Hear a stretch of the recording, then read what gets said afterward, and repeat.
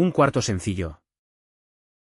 Luis Hernán Carmona nació el 17 de marzo de 1985 en Santiago de Chile, y desde entonces había llevado una vida marcada por los contrastes, momentos de tranquilidad junto a su familia y su hijo, y otros llenos de lucha interior. Vivía en un departamento amplio, ubicado en Providencia, en el número 23.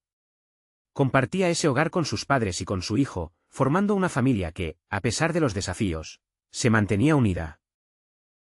Su hermana Consuelo, en cambio, llevaba una vida completamente distinta al otro lado del mundo. Residente en Estados Unidos, era una paracaidista profesional que amaba el peligro, los desafíos extremos y las experiencias que hacían temblar el corazón.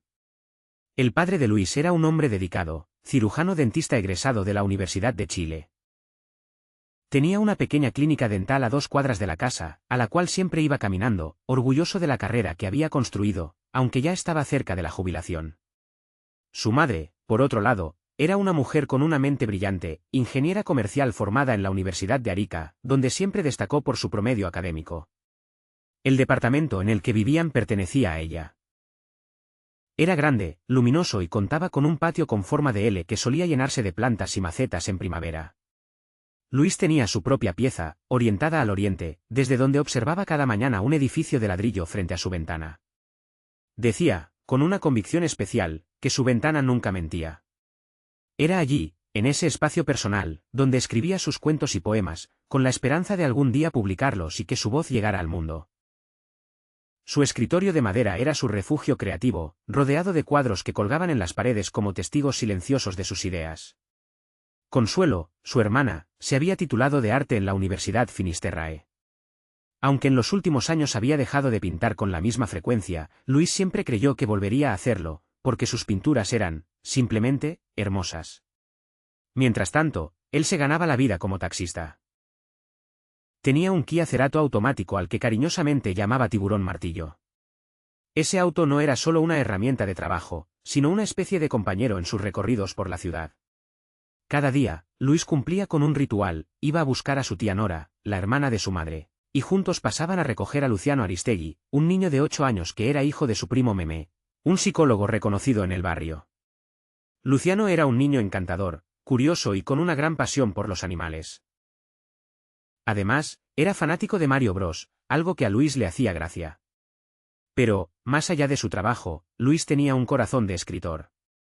Soñaba con crear un libro de cuentos que capturara los mejores recuerdos del mundo. Sin embargo, había una barrera que lo atormentaba, podía escribir sin descanso, pero no lograba terminar sus historias como él deseaba.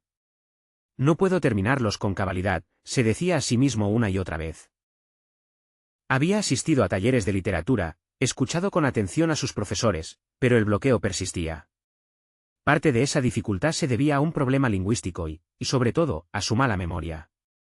Luis había sido sometido a 3 sesiones de electroshock en un hospital psiquiátrico, un tratamiento que, según él, le había arrebatado fragmentos de su vida. Para él, esos procedimientos eran lo peor que existía en el universo. La memoria es lo más sagrado que tiene una persona, pensaba con tristeza. A menudo recordaba a otros pacientes que habían pasado por lo mismo, muchos quedaban en la calle, sin dientes, sin poder estudiar ni trabajar, convertidos en sombras de lo que alguna vez fueron. Nadie podía demandar, porque contratar un abogado era demasiado caro y la gente quedaba indefensa ante lo que él consideraba un abuso. Aún así, a pesar de todo el dolor, Luis se sentía feliz cuando escribía. Tal vez sus cuentos y poemas no eran perfectos, pero en ellos encontraba una razón para seguir adelante. Una noche cualquiera, tras un día largo de trabajo, decidió descansar.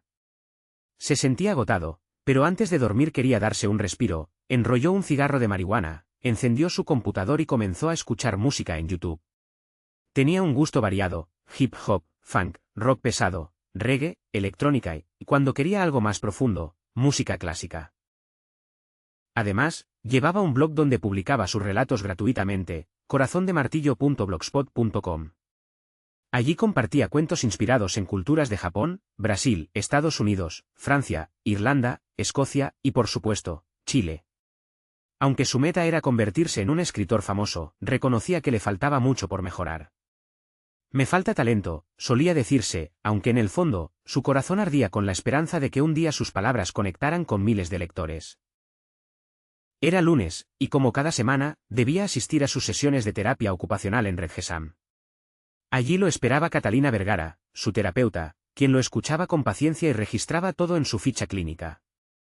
Cada 3 meses, además, debía conectarse por teleconsulta con su psiquiatra, el doctor Burgos. Este le enviaba por correo electrónico la receta de su medicación, tomaba 2 dosis diarias de olanzapina, ya que había sido diagnosticado con esquizofrenia crónica. Luis soñaba con que algún día esa enfermedad desapareciera. Todas las noches le rezaba a Dios, pidiéndole un futuro mejor y, sobre todo, que le devolviera su memoria. La fe se había convertido en su refugio. Desde hacía poco asistía a la iglesia evangélica que lideraba su primo Ljubomir Ostoja. Aunque pequeña, esa iglesia le transmitía una paz que no encontraba en otros lugares. Sentía que Jesús estaba allí, entre esas paredes blancas, escuchando sus plegarias. De vuelta en casa, Luis solía pasar horas pensando en qué escribir. A veces la inspiración lo eludía, así que buscaba estímulos sencillos. Prepararse un té con endulzante o un sándwich con lechuga, tomate, cebolla, hamburguesa, mayonesa y ketchup. La cocina del hogar era amplia, con 2 refrigeradores, una mesa grande y todo lo necesario para cocinar. Su padre, amante de las comidas bien preparadas, compraba siempre queso mantecoso, carne y otros ingredientes para el almuerzo. Luis prefería llevar su sándwich a su pieza, sentarse frente al computador y esperar a que las ideas fluyeran. Encendía un cigarro, a veces más de uno, y escribía bajo su seudónimo, Michael River.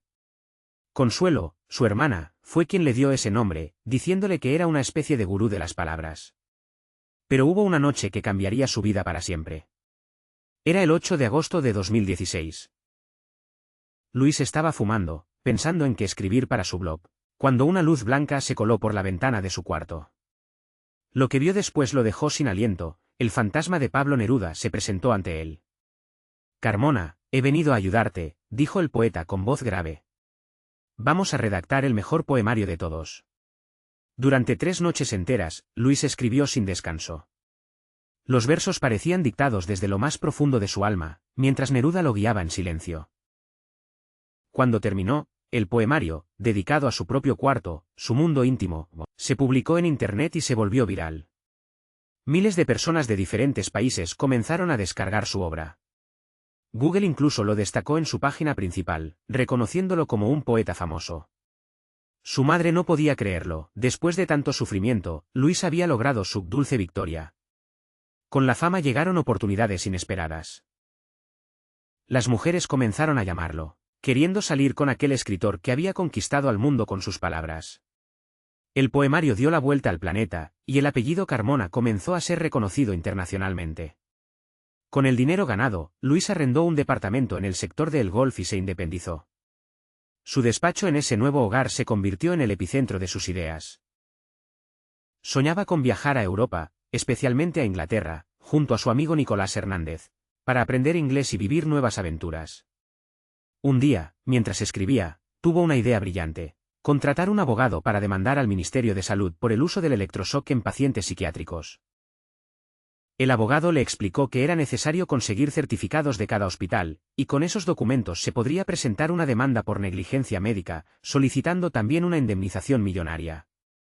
Lo que siguió fue un proceso judicial largo y desgastante, que duró casi 15 años.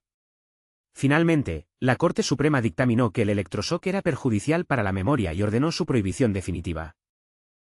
Los medios de comunicación, como Chilevisión Noticias, cubrieron la noticia ampliamente. La nueva ley fue conocida como la Ley Carmona, en honor a Luis y su lucha. Miles de pacientes celebraron entre lágrimas, agradecidos de que, al fin, alguien los hubiera escuchado. Luis agradeció a Dios por haberle devuelto la memoria. Cada día, sentado en su sillón café, recordaba el camino recorrido, los días de oscuridad, las noches de escritura y las victorias que nunca imaginó alcanzar. A pesar de las cicatrices, su espíritu seguía firme, dispuesto a seguir escribiendo. Quizás sus cuentos y poemas nunca fueran perfectos, pero eran auténticos, nacidos de su lucha y de su fe.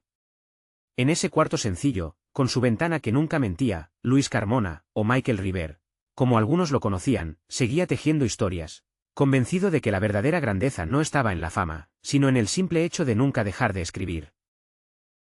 Fin.